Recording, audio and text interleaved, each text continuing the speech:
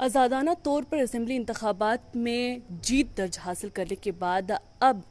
कुछ लीडरान घर वापसी अपनी अपनी जमातों में वापसी का सोच रहे हैं। अस्सलाम वालेकुम, आदाब। आप देख रहे हैं द स्ट्रेट लाइन और मैं हूं आपके साथ साइमा काजी। जिस तरीके से असेंबली इंतखाबात इख्तिताम पजीर हुए, उसके बाद नताइज आए। नताइज के बाद ये देखा गया कि इंडिपेंडेंट कैंडिडेट्स जो थे, खिताब पीर पंजाल की बात करें या पूरे जम्मू कश्मीर की बात करें, तो उन्होंने अच्छी खासी जो है वो जीत हासिल की है। और उसके बाद अब ये माना जा रहा है, जिस तरीके से सवाल भी उठ रहे थे कि अब जो इंडिपेंडेंट कैंडिडेट्स जिन्होंने जीत दर्ज की है वो कौन कौन सी जमात में जाना चाहेंगे और पसंद करेंगे। इस वक्त अगर बात करें तो श्रीनगर में नेशनल कॉन्फ्रेंस की मीटिंग जो है वो चल रही है, जिस दौरान ये कहा भी जा रहा है कि वो 7 MLAs, वो 7 लीडरान जिन्होंने असेंबली इंतखाबात में अपनी जीत जो है वो दर्ज की है, वो अब नेशनल कॉन्फ्रेंस में शमूलियत अख्तियार करने जा रहे हैं। सुरनकोट कॉन्स्टिट्यूंसी की अगर बात करते हैं तो वहाँ से चौधरी मोहम्मद अकरम जो कि नेशनल कॉन्फ्रेंस में जिन्होंने शमूलियत अख्तियार की थी लोकसभा इंतखाबात के दौरान, और उसके बाद जब पार्टी की जानिब से उन्हें नज़रअंदाज किया गया, मैंडेट ना मिला, तो उन्होंने आज़ादाना तौर पर लड़ने का फ़ैसला लिया। और ऐसे में ही अगर हम देखते हैं थना मंडी कॉन्स्टिट्यूंसी की बात करते हैं तो वहाँ पर भी ऐसा ही देखने को मिला। वो एक शख्स, वो एक लीडर जिन्होंने एक बड़ी कुर्बानी जो है सियासी करियर को देखते हुए दी, और उन्हें भी जो है मेरी मुराद है मुजफ्फर इकबाल मनहास से, जिन्होंने अपनी कुर्बानी, अपनी नौकरी की कुर्बानी दी और नेशनल कॉन्फ्रेंस को सर्व किया। लेकिन उसके बाद भी ये देखा गया कि नेशनल कॉन्फ्रेंस की जानिब से उन्हें नज़रअंदाज किया गया और उन्हें मैंडेट नहीं मिला। उन्होंने भी आज़ादाना तौर पर जो है वो इंतखाबात में हिस्सा लिया और जीत भी दर्ज की। अब इसके बाद देखा जा रहा है कि जिस तरीके से असेंबली इंतखाबात में नेशनल कॉन्फ्रेंस की जो कारकर्दगी रही है, बेहतरीन रही है, जहाँ पर नेशनल कॉन्फ्रेंस ने 42 सीटें जो हैं अपने पलरे में डाली हैं, और वहीं पर 7 MLAs ऐसे थे जिन्होंने इंडिपेंडेंट तौर पर जो है वो असेंबली इंतखाबात में हिस्सा लिया और जीत दर्ज की। और अब ये सवाल पैदा हो रहा था कि अब नेशनल कॉन्फ्रेंस में कौन कौन से इंडिपेंडेंट कैंडिडेट्स जो हैं वो जाएंगे। और ऐसे में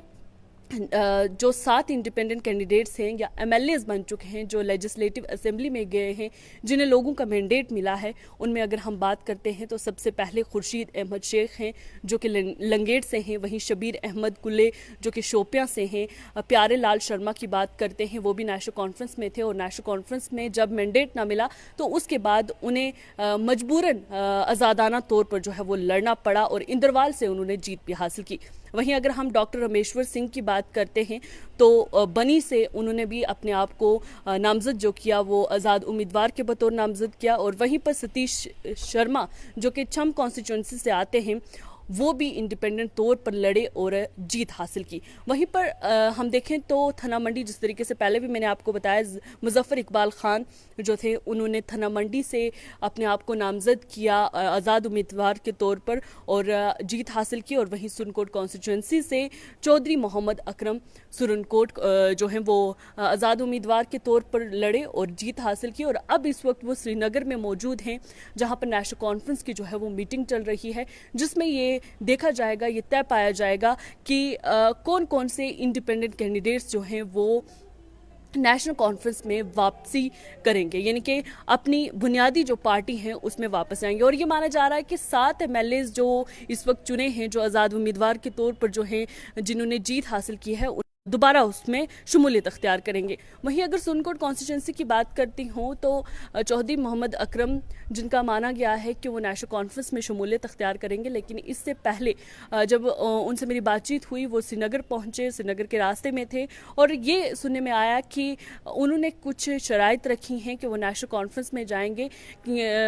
उससे पहले अगर हम मुजफ्फर इकबाल खान की बात करते हैं, जो थना मंडी कॉन्स्टिट्यूंसी से जिन्होंने जीत दर्ज की है, उनका भी ये मानना है कि वो नेशनल कॉन्फ्रेंस में नहीं बल्कि वो कांग्रेस में जो है वो शमूलियत अख्तियार करेंगे। इस बार वो नेशनल कॉन्फ्रेंस को जो है हिमायत नहीं देंगे। अगर ऐसा होता है तो नेशनल कांग्रेस को जो है एक और